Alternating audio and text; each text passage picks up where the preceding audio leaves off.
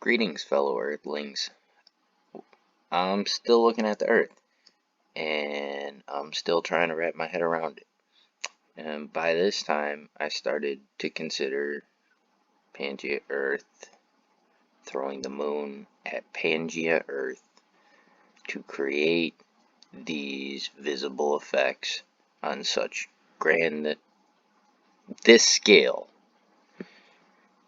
And I was talking about the orbits and considering the possibility of two different bodies, where the moon is orbiting one and the Earth is orbiting another, two larger potentials. I'll talk more about that later, but this video I'm going to explain how I learned physics, which was kind of a crash course right here on YouTube, just watching this guy's stuff, because there was a lot I had yet to understand, and processing this while trying to process this, there seemed to be a logical explanation for some of the things I'm seeing here. And one of the things that I think we have to apply would be this concept of the spark gap, and that's going to apply to a couple different situations. The other concept, right off the bat, this kind of explains a lot to me in what I see of some of these patterns. This is the right-hand rule, or sometimes there's a left-hand rule. There's all kinds of different rules to this, but there's a reason behind each rule and why you'd use your right hand versus your left hand, or all this. So you have, this is the basic concept right here. You have a magnetic field in one direction, you have a current in another, and a thrust of motion. If you want to see this in the scar, we can go to this bowl-shaped magnetic field, or we can go to the other. But what you have, when we zoom in, so if this is one of your bands, your other finger is going to concentrate the focus in this direction all the way down here, and it curls around and it kind of focuses in to the center where you have the intensity, and that's where on the perpendicular you get this coming out from what would otherwise be a three-dimensional structure, like a spherical, but everything in this region has to confine here, and nothing can stop it over here apparently, because it gets too, it jets out, and you can see that in some of these other features. I'll scroll across the globe, and this one in particular is kind of fascinating, because you can actually kind of see it come out of the ground where it's focusing in, and on this side it's pulling in, and on the perpendicular you have this, but inside it's focusing into this perpendicular, and that's where you get the jet outward. This can't go this way, this can't go this way, it has to go this way. And it goes this way very intensely because all this is focusing in right in here. Zoom in.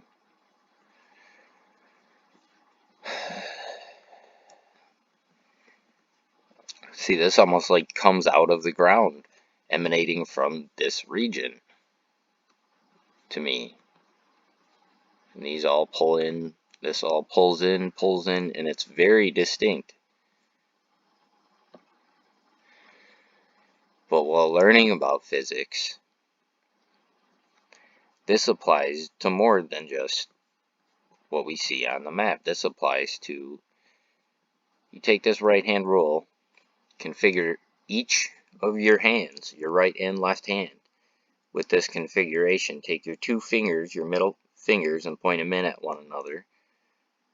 And then if you're to flip either one or the other hand to where now your index would be pointing in opposite directions and your thumb also happen to be pointing in opposite directions, now you're tracing out all three dimensions of space, but you're also exhibiting the polarity of all three dimensions of space.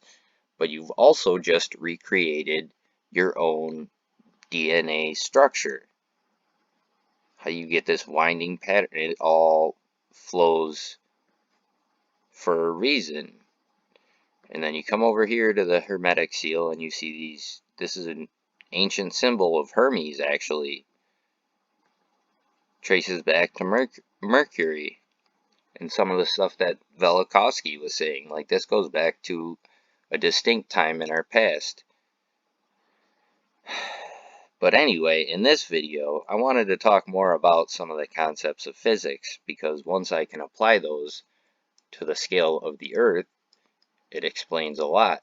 And when you go back to Velikovsky and what he considered was celestial mechanics, that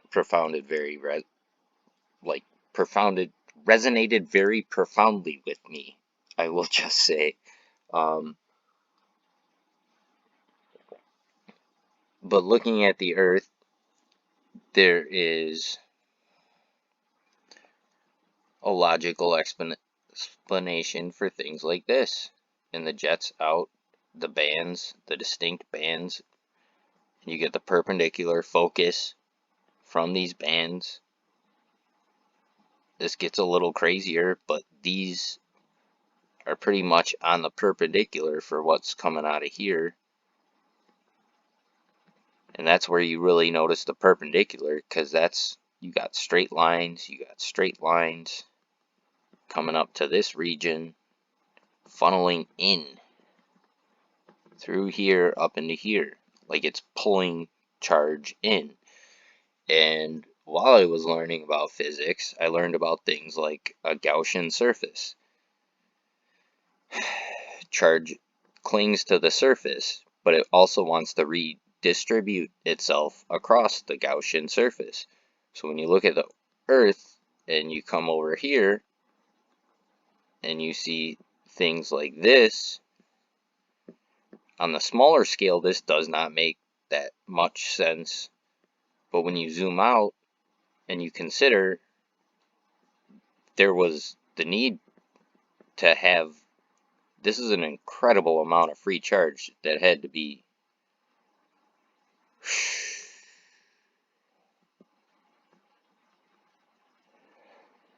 everything is cohesive like that to where you have to wonder. It actually makes sense when you go learn more about the physics, because it's not just that.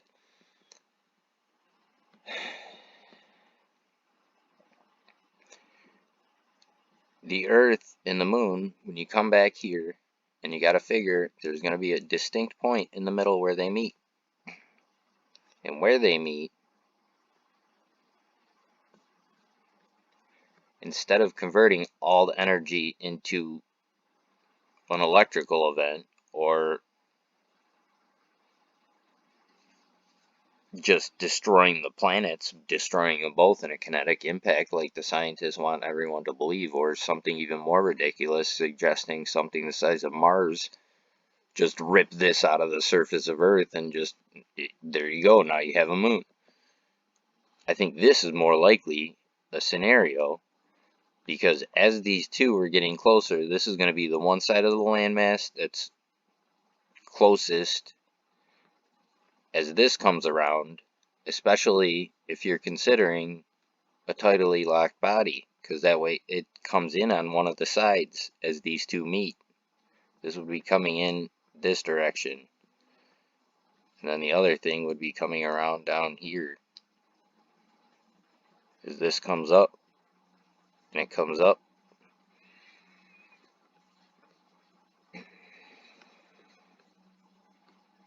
and that's kind of what I see over here in the Earth.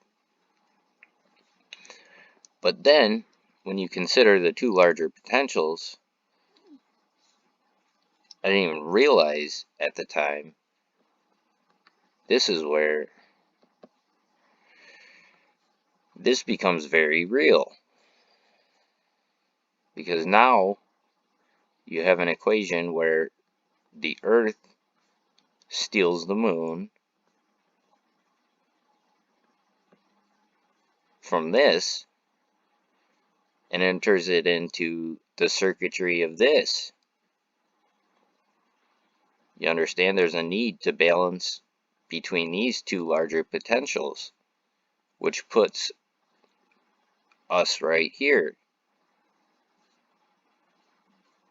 And if you put one of those potentials up here in the you cannot view this area on the dark side, and this down here in the light side, and it comes up,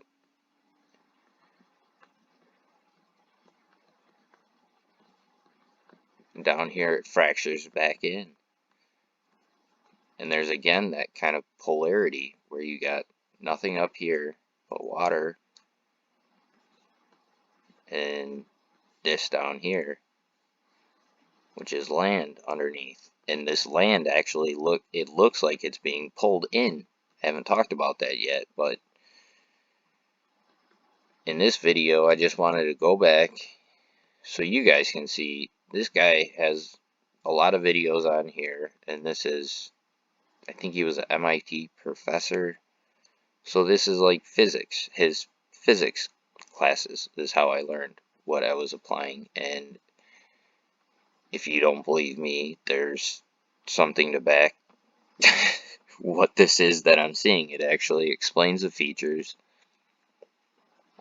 But then we are going to apply this at the celestial scale.